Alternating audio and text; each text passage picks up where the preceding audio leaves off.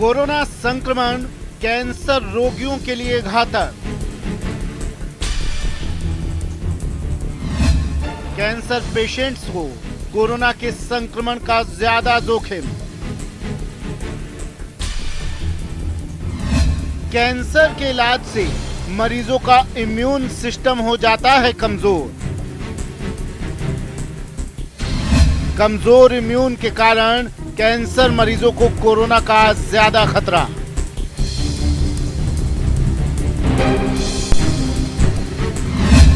Blood और lungs cancer के मरीजों को कोरोना का खतरा सबसे ज्यादा।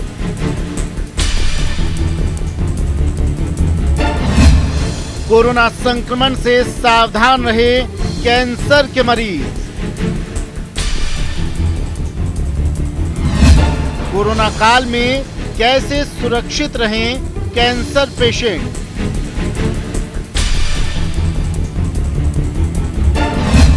कैंसर पर भारी कोरोना महामारी।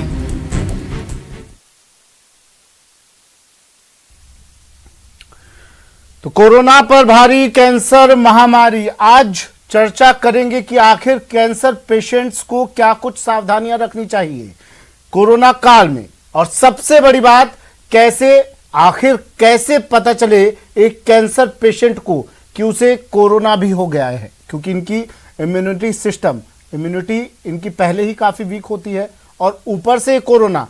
तो क्या कुछ ट्रीटमेंट इनके लिए हो सकते हैं, क्या सावधानियां इन्हें रखनी चाहिए और किस तरह से डायग्नोस करें कि कैंसर के साथ अब कोरोना भी इन पर इफेक्ट कर रहा है। हमारे साथ इस विषय से जुड़े हुए विशेषज्ञ जुड़ गए हैं। हमारे साथ हमारे मेहमान जुड़ गए हैं। Doctor Sandeep Jasuja state cancer centre के अधीक्षक है। स्वागत है डॉक्टर संदीप जसूजा आपका न्यूज 18 राजस्थान पर। सर, ऑन्कोलॉजी विभाग के निदेशक हैं, हमारे साथ जुड़ गए हैं। इनसे भी बात करेंगे। डॉक्टर अजय बापना, स्वागत है सर आपका भी न्यूज 18 राजस्थान पर। डॉक्टर संदीप, सबसे पहले सर मैं आपके पास आ रहा हूं।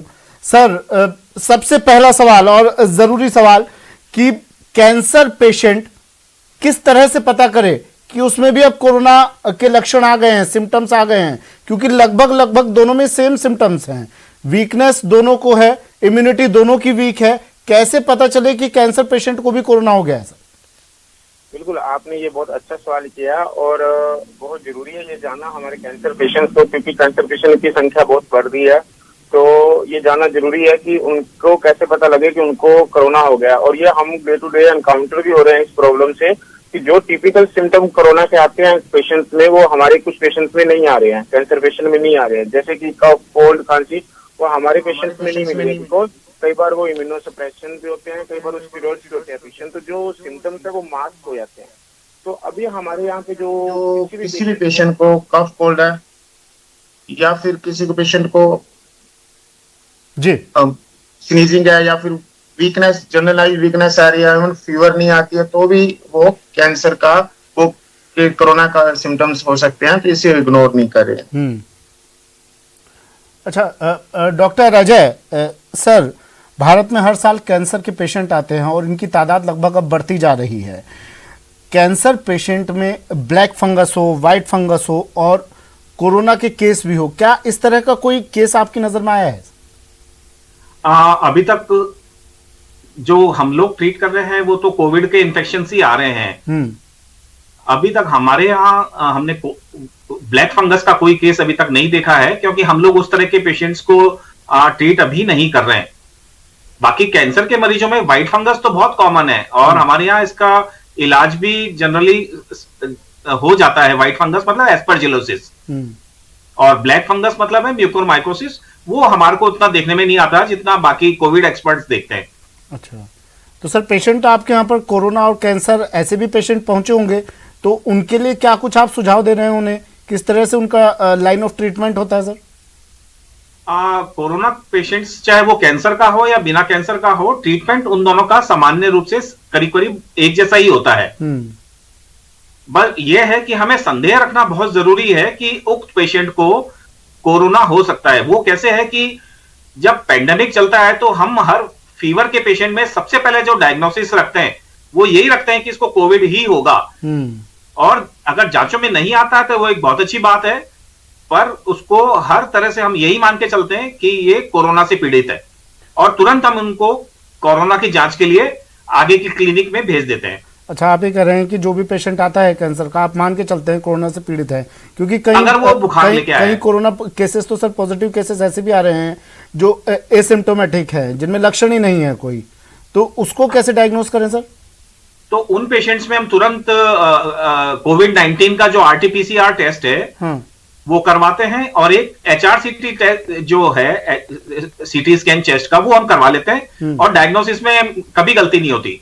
अच्छा, डॉक्टर संदीप, क्या कैंसर के पेशेंट पर कोरोना कुछ अलग तरीके से इफेक्ट करता है? कोई ज्यादा इसकी एफिशिएंसी होती है? बिल्कुल, ये बहुत इम्पोर्टेंट क्वेश्चन है हमारे पेशेंट्स के लिए कि जो कैंसर के पेशेंट है और इनको कोरोना होता है, तो पहली बात ये है कि ये कोरोना से बचे, अदरवाइज इनकी इम्यूनिटी डाउन होती है। तो इनमें जो हाई रिस्क पेशेंट है, जो WHO ने इनको रखा हाई रिस्क के लिए रखा है इनको, तो इनमें जो सीवियरिटी होती है वो ज्यादा पाई जाती है समटाइम, और इनके सिम्टम मास्क रहते हैं, तो अंदर ही अंदर इम्यूनिटी कम होने से जो कोरोना का इफेक्ट है, इन्फेक्शन है, वो इंक्रीज होता रहता है। दूसरी बात, इन पेशेंट्स में हमारे जो अदर अपॉर्चुनिटी इन्फेक्शन है, जैसे हम डिस्कस अभी कर रहे थे कि म्यूकोरमाइकोसिस हो गया या फिर कैंडिडियासिस, व्हाइट फंगस हो गया या एस्परजिलोसिस, तो वो हाई रिस्क रहते हैं ये पेशेंट। अगर कोरोना होता है तो उनमें ये और ज्यादा इंक्रीज हो जाता है रिस्क, और ये स्टीरॉइड पे होते हैं पेशेंट, तो नेचुरली इनको और ज्यादा इन्फेक्शन और सुपरएडिन इन्फेक्शन होते हैं। इसलिए बहुत जरूरी है ये कोरोना के पेशेंट, ये हमारे कैंसर के पेशेंट कोरोना से बचे और जितना हो सके इससे ध्यान रखें। तो इनके लिए कोई कुछ खास सावधानी बरतने की जरूरत है इन लोगों को? हाँ जी, जो हमारे प्रोटोकॉल्स हैं उनको स्ट्रिक्टली फॉलो करें। 2 गज की जरूरी मास्क है जरूरी, और सबसे इम्पोर्टेंट है कि जो अगर वैक्सीनेशन हो तो वो भी कराना है इनको, और इनको हाथ धोने हैं रेगुलर, इनको मास्क पहनना है। और जो पेशेंट खांसी के हैं, कफ के हैं, कोल्ड के हैं, या जिनको अभी एक्सपोजर हो रहा है या सस्पेक्टेड पेशेंट्स हैं, उनसे आइसोलेट रहना, उनसे दूर रहना। अच्छा, कैंसर भी क्या जिस तरह से कोरोना फैल रहा है, अब ये भी बात आ रही है, अब तो ये भी साफ हो गया हवा में कोरोना है, और आसपास आप ज़्यादा नज़दीकी ना बढ़ाएं कि इससे सोशल डिस्टेंसिंग रखें, कोरोना संक्रमण उससे फैल सकता है। क्या कैंसर का भी ऐसा कुछ सिम्टम्स है सर? ऐसी बात है कि कैंसर एक दूसरे के पास आने से या फैल सकता है कैंसर? ये बहुत अच्छा क्वेश्चन किया अभी आपने। एक्चुअली क्या है, ये सब भ्रांतियां हैं, जैसे कैंसर छूत की बीमारी है, या फिर कोई बायोप्सी ले ले, या फिर कोई उससे फैल जाएगा, या फिर कोई अगर उसको छेड़ देंगे तो फैल जाएगा, तो ये कंटेंजियस नहीं है। जो कैंसर और हार्ट की डिजीज है वो नॉन कम्युनिकेबल डिजीज में आती है, तो इनको NCD कहते हैं, नॉन कम्युनिकेबल डिजीज, तो मीनिंग जो कम्युनिकेट नहीं होती है एक दूसरे से।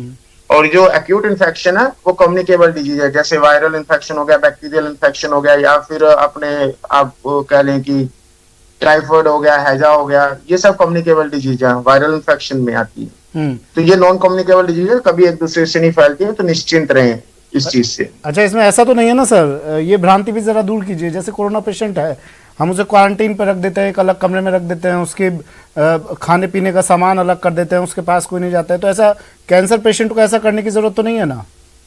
बिल्कुल नहीं sir, even in cancer patient को और ज्यादा सपोर्ट की जरूरत है, न्यूट्रिशन की जरूरत है। तो अगर ऐसा होता है तो हम सारे ऑन्कोलॉजिस्ट अभी तक कैंसर से ग्रसित हो चुके होते। आप देखिए, जब हम डॉक्टर कैंसर के देखो रेयर होता है, तो हम लोग कब के हो चुके होते हैं अगर ऐसा कम्युनिकेबल डिजीज होती है। तो ऐसा कोई भी प्रिकॉशन लेने की जरूरत नहीं है, ऐसा कोई डरने की जरूरत नहीं है। कैंसर पेशेंट से आप हाथ लगाएं, उनके साथ बैठाएं, उनसे खाना खाएं, उनके साथ अपनी जिंदगी क्वालिटी ऑफ लाइफ जिए, और उनको भी जीने का पूरा अधिकार है अपनी फैमिली में, तो आप उनको भी पूरा जीने दें, उनको पूरा सपोर्ट और ध्यान रखें उनका। ठीक है डॉक्टर अजय, रेडियोथेरेपी चल रही है, कीमोथेरेपी चल रही है, सर्जरी चल रही है किसी कैंसर पेशेंट की, और ऐसे में उन्हें घर से बाहर भी निकलना ही होगा रेगुलर ट्रीटमेंट के लिए, उन्हें अस्पताल भी जाना ही होगा, तो वो क्या सर, कौन से ऐसे स्टेप्स उन्हें ध्यान रखने चाहिए ताकि कोरोना से तो कम से कम बचाव कर सके? इसके लिए जो यूनिवर्सल प्रिकॉशंस हैं वो ही कैंसर पेशेंट्स के लिए भी मान्य हैं। इनमें जो 3 सबसे महत्वपूर्ण स्टेप्स हैं वो ये हैं कि एक तो हैंड हाइजीन प्रॉपर रखें, दूसरा मास्क पहने, और जब कोविड पेंडेमिक अपने पीक पर होता है उस समय हम इन्हें एडवाइस देते हैं कि आप डबल मास्क यूज करें। और सबसे इंपॉर्टेंट तीसरी जो चीज है वो है सोशल डिस्टेंसिंग। अगर ये तीनों किसी मरीज ने, चाहे वो कैंसर का ही हो, अगर वो तीनों ये स्टेप्स ले लेता है तो उसे चिंता की कोई बात नहीं है, वो आराम से अस्पताल आ सकते हैं, अपना इलाज ले सकते हैं। अच्छा, इसके लिए क्या कोई टेलीमेडिसिन भी कैंसर के ट्रीटमेंट में कारगर है सर, ताकि अस्पताल जाना ही ना पड़े? बहुत ज्यादा हम यूज कर रहे हैं इन दिनों टेलीमेडिसिन। हम किसी भी पेशेंट को प्रेशराइज नहीं करते कि वो अस्पताल आके दिखाए, जबकि बहुत ज्यादा जरूरत नहीं हो। आपको ये बता दूं कि कैंसर के कम से कम 1/4 केस में ओरल मेडिसिन चलती हैं, जो ज्यादातर हार्मोनल ट्रीटमेंट होते हैं, और 10 से 15% पेशेंट ऐसे होते हैं जो रेगुलर फॉलोअप के लिए आना चाहते हैं। तो 30 से 35% पेशेंट में हम सिर्फ टेलीमेडिसिन से ही काम चला सकते हैं। और ये हमारे अस्पताल भगवान महावीर कैंसर अस्पताल में टेलीमेडिसिन बहुत बखूबी चल रही है, और हम ज्यादातर मरीजों को परामर्श टेलीमेडिसिन से दे रहे हैं इन दिनों। डॉक्टर संदीप, कीमोथेरेपी और कोरोना ट्रीटमेंट अगर दोनों की बात करें, ये दोनों क्या एक साथ एक पेशेंट पर साथ साथ किए जा सकते हैं, साथ साथ इनका ट्रीटमेंट चालू किया जा सकता है? और अगर किसी तरह के कोई साइड इफेक्ट की आशंका है तो उससे कैसे बचा जा सकता है सर? देखिए, जो अभी कोरोना ने कैंसर का ट्रीटमेंट और मैनेजमेंट और एंटायरली चेंज कर दिया, तो इस एरिया में हम ये चाहते हैं कि मिनिमम पेशेंट्स को ओरल ट्रीटमेंट पे रखें, मिनिमम हमारे हॉस्पिटल विजिट्स हो, और जहां तक हो हम पोस्टपोन करें ट्रीटमेंट को, और अल्टरनेटिव ट्रीटमेंट ओरल ट्रीटमेंट दे, मेडिसिन का दे। तो अभी जो कोरोना किसी को हो गया है, तो कुछ ड्रग्स जो हैं, जो टारगेटेड थेरेपी हैं या फिर हार्मोनल थेरेपी, तो हम कंटिन्यू कर सकते हैं, और वो कंटिन्यू करते हैं, ट्रीटमेंट इंटरप्ट नहीं करते।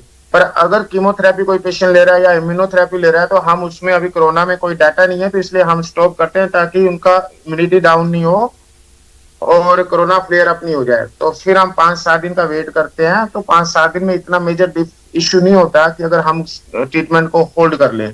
तो प्रायोरिटी हमारी जो एक्यूट इन्फेक्शन है उसको ट्रीट करना है, कोरोना से आउट करना है पेशेंट को, और उसके बाद फिर प्रॉपर जो गाइडलाइन से ट्रीटमेंट है वो हम लोग ट्रीटमेंट करते हैं। अच्छा, हाई रिस्क कैटेगरी के जो पेशेंट होते हैं, जिनके ट्रीटमेंट में बदलाव संभव नहीं है, इलाज में बदलाव या देरी संभव नहीं है, उनके लिए क्या ऑप्शन है?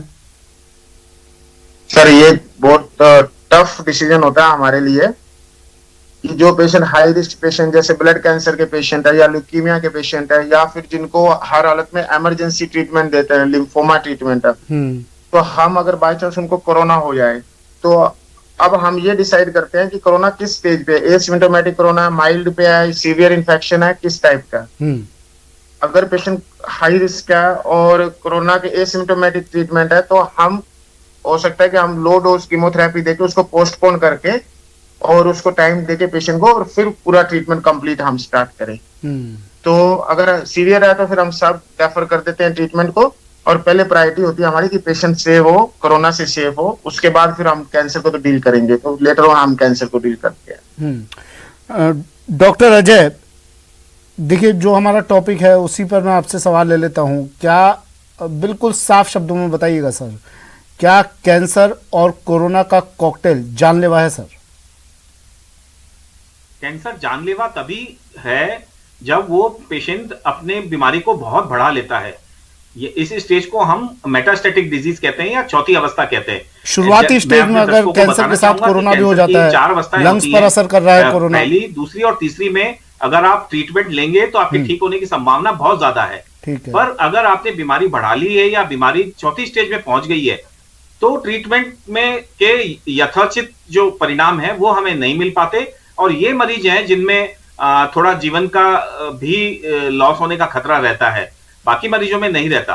पर चौथी स्टेज में भी आजकल जिस तरह के दवाइयां उपलब्ध हो गई हैं, टारगेटेड थेरेपी, इम्यूनोथेरेपी और दूसरी विधाएं जो उपलब्ध हो गई हैं, हम चौथी स्टेज के मरीजों को भी आजकल बाहर निकाल लेते हैं। और कुछ एक कंडीशन ऐसी हैं जैसे उनमें पेशेंट बाहर नहीं आ पाते। बाकी चौथी स्टेज में भी आज हम इस स्टेज पे पहुंच गए हैं, इसके भी 50% तक मरीज बाहर निकल के आ सकते हैं और अपना सामान्य जीवन यापन कर सकते हैं। अच्छा सर, अगर फैमिली में कैंसर पेशेंट थे तो क्या ये जेनेटिक प्रॉब्लम कही जा सकती है, बीमारी कही जा सकती है, आगे भी कैंसर पेशेंट हो सकते हैं?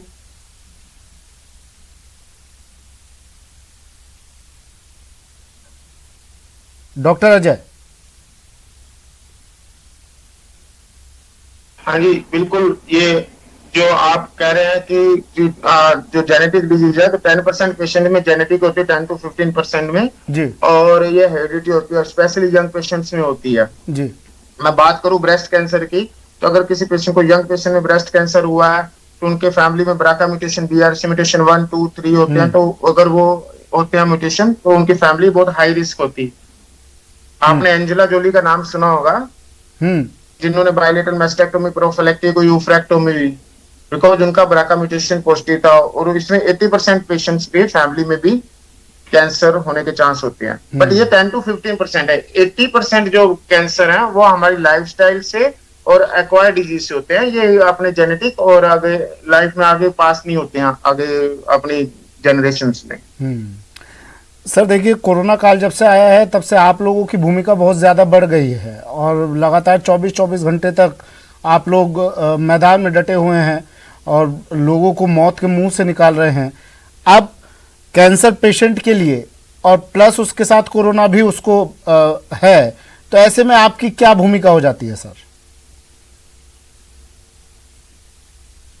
सर देखिए, इसमें अगर किसी पेशेंट को कैंसर है और कोरोना है, तो अब हम एक मान लें, हर डॉक्टर को मान लेना चाहिए, हर स्टाफ को, पेशेंट्स को, सबको मान लेना चाहिए कि हमें इस कोरोना के साथ ही जीना है। अब पहले कोरोना प्री, आने वाले टाइम में ये होगा, प्री कोरोना एरा में हम क्या करते थे, अब पोस्ट कोरोना एरा में क्या करते हैं। तो जो ट्रीटमेंट मैनेजमेंट हमें according to protocol, according to patient हमें डिफाइन करने होंगे। तो अब ट्रीटमेंट का जो भी मैनेजमेंट है, कोरोना को ध्यान में भी रख के करना होगा। और दूसरी चीज, कोरोना को हराने के लिए हमें वैक्सीनेशन भी करवाना होगा, ताकि जितना मैक्सिमम वैक्सीनेशन पेशेंट कैंसर का हो जाए, तो वो प्रिवेंट हो जाए, या फिर उनको माइल्ड सिम्टम्स आए, ताकि हमारा ट्रीटमेंट और उनका पूरा प्रोटोकॉल हम कंप्लीट कर सके। दूसरा, अभी ये देखने में आया है कि जो ये लॉकडाउन हुआ अभी 2 साल से, तो पेशेंट्स के ट्रीटमेंट बिल्कुल लेट हो गया, तो डिले हुए हैं, डायग्नोसिस डिले हुए हैं। तो आने वाले 10 साल में लोगों में जो कैंसर इंक्रीज होने के चांस, डिटेक्शन लेट होगा जी, तो वो भी पेशेंट बढ़ने वाले हैं। तो उसके लिए भी हम रेडी हैं कि जो आने वाले टाइम में हमारे जो लॉकडाउन में डिटेक्शन नहीं हुए थे पेशेंट्स के, तो वो भी हमारे पास एकदम आएंगे और बढ़ेंगे। उसके लिए भी हम प्रिपेयर कर रहे हैं अपने आप को। ठीक है। डॉक्टर अजय, आवाज सुन पा रहे हैं सर आप मेरी?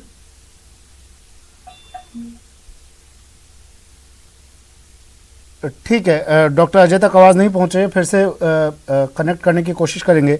डॉक्टर संदीप, क्या कैंसर पेशेंट जिनको कोरोना हो गया है वो वैक्सीन ले सकते हैं?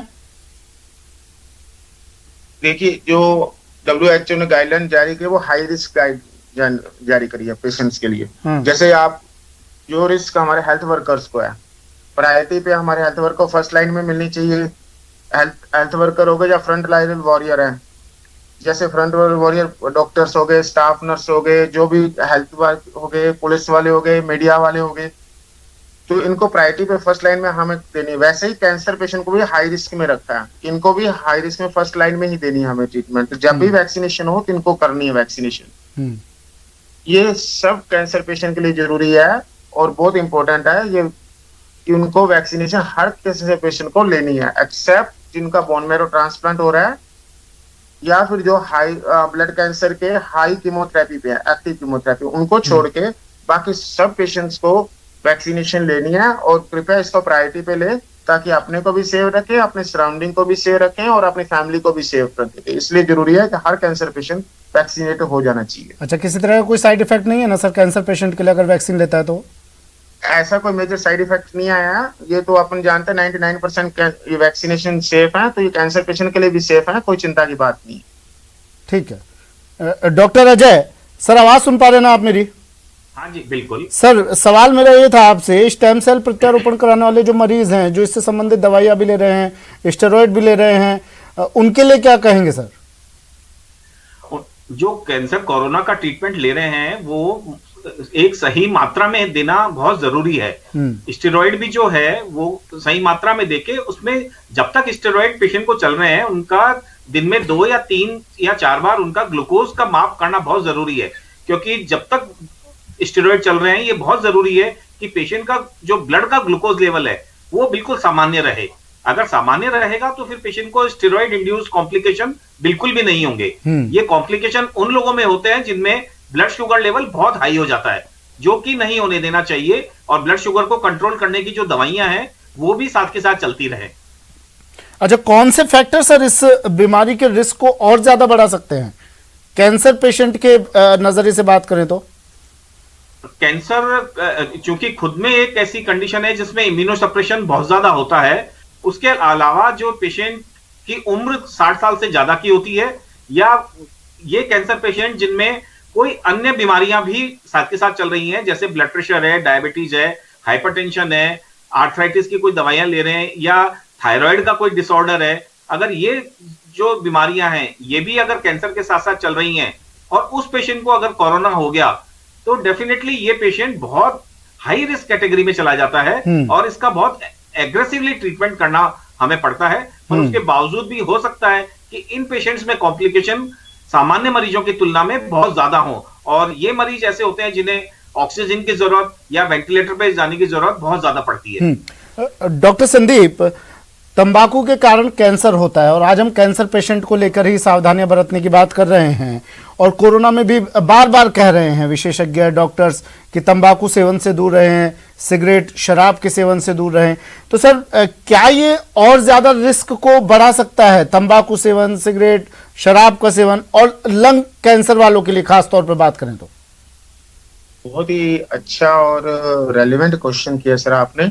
आप देखिए कि कोरोना मेजर कौन से ऑर्गन को इफेक्ट करता है। पहले अपने को ये सबको पता है कि कोरोना मेजर ऑर्गन हमारा लंग है जिसको इफेक्ट करता है।